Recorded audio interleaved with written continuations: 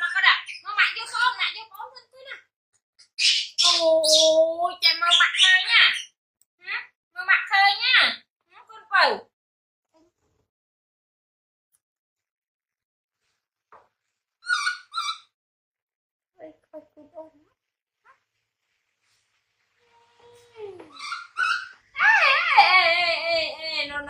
No, anh miếng tiền con chi chư tế.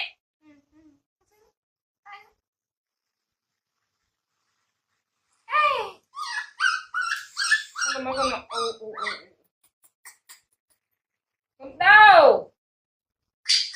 con này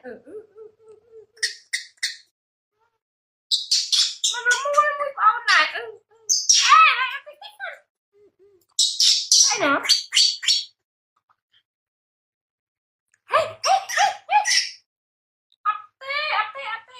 quay xuống mình thưa con này đâu mày nếu ăn mơ tao cụt ổn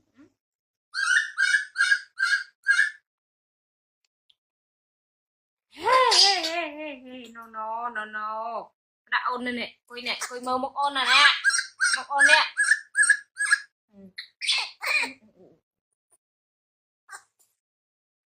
mà ôn mới nè ôn con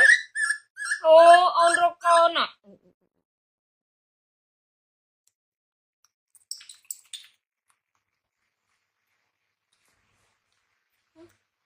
rô ao bà bong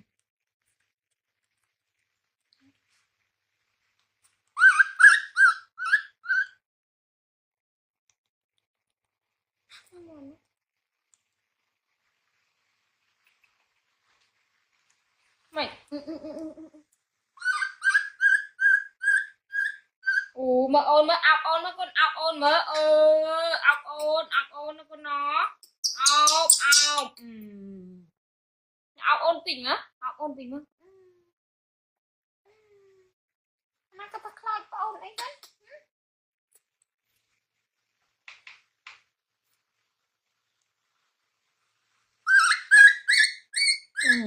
nhà mạnh dụ ôn nó nè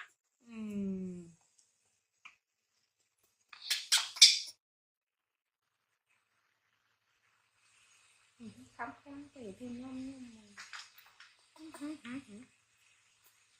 tiền lấy lụa ôn tiền ui mày con pro ôn dùng ai con ôn cắt ấy hả ôn cắt ấy xăm xoay cho con nó mua một bón nè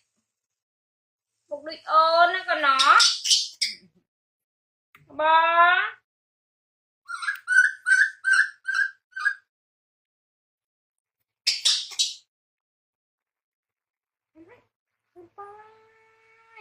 đâu này đâu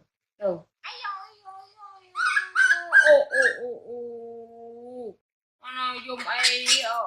mà ngậm một tình mà ngậm một tình mà ngậm một ôn tình mà ôn dùng ấy cất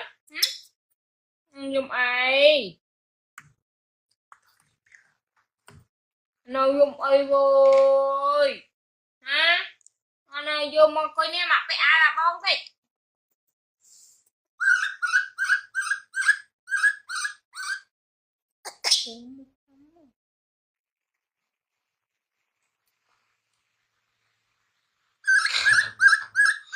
bạn tôi không muốn trong chuyện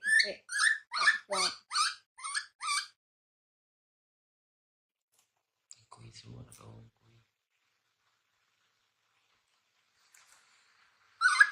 cái này con coi cái nào ơi đừng phàn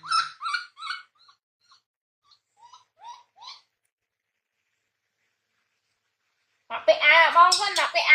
nó con nó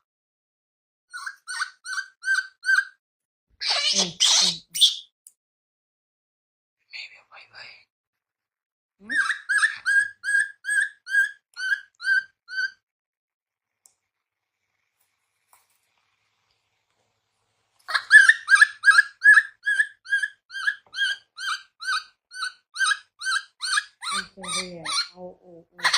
về tịch hai vơi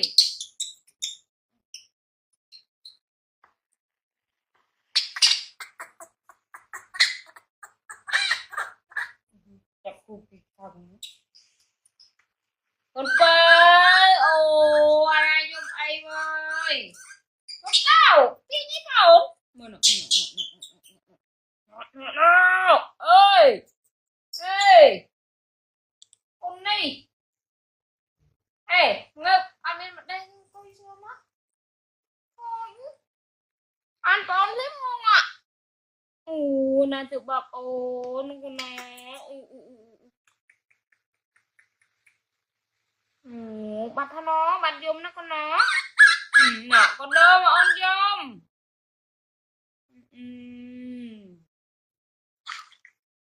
mà mày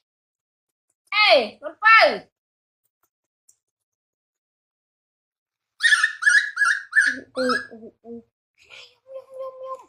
này nhung mà con giùm mà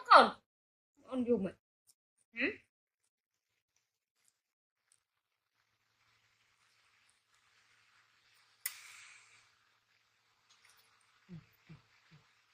con chọc ấy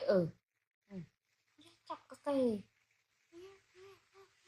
không chịu cái bán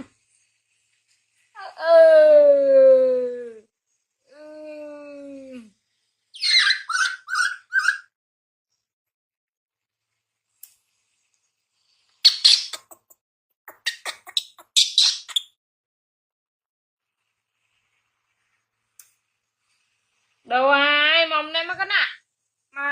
mà cái nào nè không ôi anh ngọn ngô ấy với hả hả mấy nữa hả